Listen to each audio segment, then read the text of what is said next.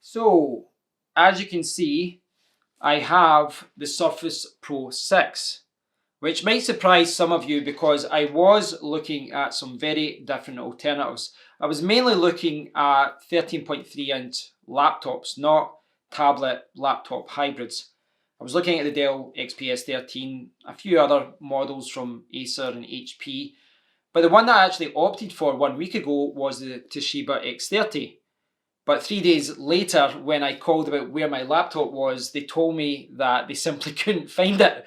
So yes, I got a full refund. It was back to the drawing board and I got a second chance to review my options and I opted for the Surface Pro 6. What I'd like to do in this video is talk about why I opted for this particular model. And I will do a different video where I'll do an unboxing and show you the box and all that. But in this video, I just want to talk about why I've opted for this because it might surprise some of my regular subscribers. My regular viewers who watch my videos will probably know that this wasn't really top of my list per se. So I'll quickly just show you the box. You can see that the model that I've got here is the one with the type cover. And it actually surprises me that the box comes like this. I just assumed that it would be the tablet in one box and then the type cover in a separate box. When I bought the Micro Surface Pro 4, I got the tablet, and then when I bought the keyboard, it was separate. Well, you can see the model there, Surface Pro 6, but you can see the model that I've opted for is the i5 with 256 gigabytes of storage and 8 gigabytes of RAM. So this is not the top of the range one. In fact, it's actually closer to the bottom. There's an M3 option, which is the cheapest option, but also the least powerful and probably the least practical as well. There is another i5 model that's lower than this at 128 gigabytes. So this is not the lowest, but it's kind of one up. Now, when I had the Surface Pro 4, I had the i7 with 16 gigabyte of RAM, but the Surface Pro 4 was also dual core. This one, despite being an i5, is quad core. So this has got the i5 8250U. The more expensive i7 is the 8650U. And, you know, across the board, it's probably around 10% faster. So it's not a massive difference. There is, you know, some other differences, you know, with cache and things like that. But for an i5, this is incredibly impressive. It's the 8th generation Intel CPU 8250U. Now, the i5 versus i7 thing wasn't a big thing for me, really, because I don't think that 10% less is a major problem. The bigger thing that really, you know, that I wasn't really looking at the i5 models was the fact that the i5 models all have 8 gigabytes of RAM. And I wanted 16 gigabytes of RAM because, like I said in the video the other week, many of these, well, in fact, I say many, most of these, the vast majority of these thin and sexy and light laptops, they aren't customizable. You can't change the RAM, you can't change the SSD, which means that when you buy something, you are kind of stuck with it. So you can't upgrade the RAM, you can't change the SSD, you are limited to what the device is like. And it's, you know, the same as when you buy a phone, etc. And that was one of my major concerns because I was mainly looking at the 16 gigabyte models, but there was a few reasons why I've opted for the 8 gigabyte model. First reason, and probably the most important reason if I'm honest, is the price. I bought this from AO.com, and this particular version, this model, i5, 8 gigabytes of RAM, 256 gigabyte of storage, that particular model is £900 in the UK, second hand in CEX. Brand new, it's a few £100 more, about 1200 or so. By the weekend there, AO.com was selling this for £859 with the type cover. And this type cover keyboard, whether you think it's worth it or not, it sells for like between £110 and £150 in the UK. So effectively you're getting this model for like £750. And you know, when you compare that to the second-hand version of this, i.e. someone bought this months ago, used it for 6 months, got 6 months warranty left, I would have to have paid about £900. So this was an absolute fantastic offer. For less than what it cost second-hand, I got it brand new, full warranty, and with the type cover, which cost another £100 or so. So it was absolutely amazing. It was a fantastic deal, and as soon as I saw it, I jumped for it. Now, this was available on Amazon as well, but it was £900 and it wasn't really in stock until the end of the week. So I saved myself £40 and I opted for EO.com. But despite the offer being fantastic, I did have to think about whether 8GB would be enough. So yes, the price was a major factor, but I also had to think about, okay, do I need 16GB of RAM? In some situations, yes. In most situations, no. 8GB is enough for me when I'm using Photoshop. I do have a tendency to use Chrome, which I know uses a lot of RAM. It's not the most efficient browser out there, but I do use it a lot. And I do sometimes when I'm working have up to 20 tabs open. And I know that sounds excessive, but when you're doing a lot of testing and doing reviews, sometimes you're jumping between tabs and you do need that.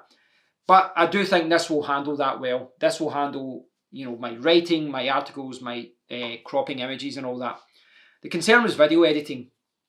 But I did look online and I would generally say 16GB is the minimum for what I want for video editing. But I saw some videos with the Surface Pro 6 and people were editing with the i5. As I said, it's quad core. They were editing with the i5 with 8GB of RAM and it looked okay. It looked pretty snappy. Now, I had the Surface Pro 4 and that was a dual core and the i7 struggled with video. And that was always a concern and it was one of the reasons why I sold it. But this looks like it should be okay for basic videos. And by basic videos, I mean that I switch on the camera like this, I record a clip, I might add in some screenshots, and then that's it. Which should be okay for me because when I do videos like that, it's probably going to be when I'm traveling. So I bought this for traveling. When I'm traveling, it's probably going to be quick videos like this where I face the camera and I just talk about something or I give my thoughts on something. So I should be able to edit and encode those videos. For bigger videos with multiple clips, with rendering, with effects and all that, when you have to render the video, it's going to struggle. I know it's going to struggle. But that's not an issue because I can always edit the videos on that when I'm away and then when I'm home, I can do it there. And you've always got the option to render things in the cloud and all that as well. But 16GB of RAM would have been really good. But it really did make me rethink about, what I need this for. If I was going backpacking again and spending 3 or 4 months traveling, I probably wouldn't use this. This is great for me for a weekend. It's great for me for a week, possibly even 2 weeks. But if I was away for an extended period of time and I wanted to continue doing my YouTube videos, I would have opted for something which had 16 or even 32GB of RAM so that there wouldn't be any situation where I would struggle. Now, I am still going to look for another laptop. I'm going to replace this one at one point. I do love this laptop, but I would like to get something maybe a little bit smaller and maybe something that's got a little bit of a better CPU. This is about 3 years old now, which it still performs well, but I would like to find something else, maybe something with a better graphics card. I do have 32GB of RAM and a 97 Evo Plus 1TB, which I can put into this laptop and I can put into my next laptop as well. So with regards to the laptop I use around the house, the other laptop that I'm going to buy, I should probably put this SSD and this this RAM into this laptop and just see how well it performs before I jump in and buy my next laptop. I think what I was trying to do initially was find the one laptop that did everything. An i7, 32GB of RAM, a huge SSD. But really, I don't need that.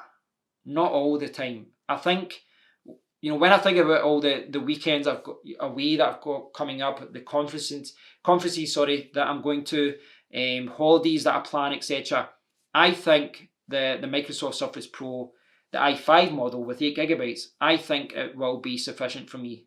I think they really did make a huge improvement going from the 7th generation to the 8th generation CPU because it went from dual core to quad core. So this should be perfect for me in most situations. Now, I am going to unbox this and then a few weeks later I'll give you my thoughts on the Surface Pro 6 about performance, etc. That's not something I can do immediately. I'm going to spend a lot of time using this first.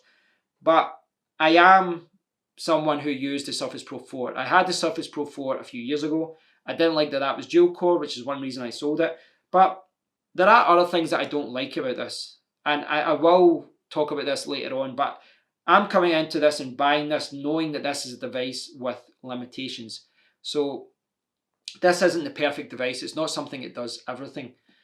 It only has one USB 3.0 port. They haven't put in a Thunderbolt 3 port, so I can't hook up external graphics. I can't use a lot of things that I'd like to use. But USB 3.0 should allow me to connect and transfer my files and do what I need to do. I think one of the biggest things that always annoyed me about the Surface Pro 4 was that when you've got it, I'll use this because it's inside, but when you've got it on your lap like that, it is a little bit top heavy, because you've got the tablet, which is heavier than the keyboard. So you've got the tablet at the top and it's a little bit top heavy. So that is something that's always a concern. But when you're traveling, if you're using something like that, it's going to be on an airplane where you've got a table. It's going to be on a train where you get a table, or it's going to be in a hotel room where you generally have a table. And on your lap, it's not terrible. It isn't terrible. It just isn't as good as a laptop. You can certainly continue to use that on your lap. It just isn't as secure as having a laptop that sits quite still.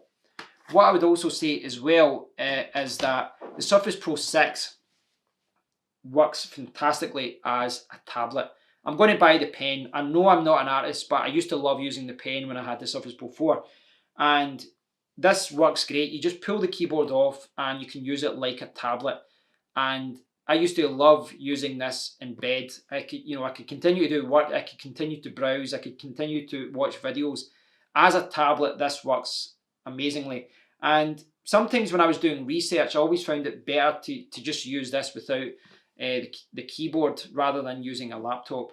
So this is a device with lots of limitations. It's not the perfect device, but when I thought about how I'm going to be using this and how I could use this around the house as well, this I think is a very good option. And I think at that price range as well, I think it was an impulse buy in many ways, but it was the right buy. I do think this is the right buy.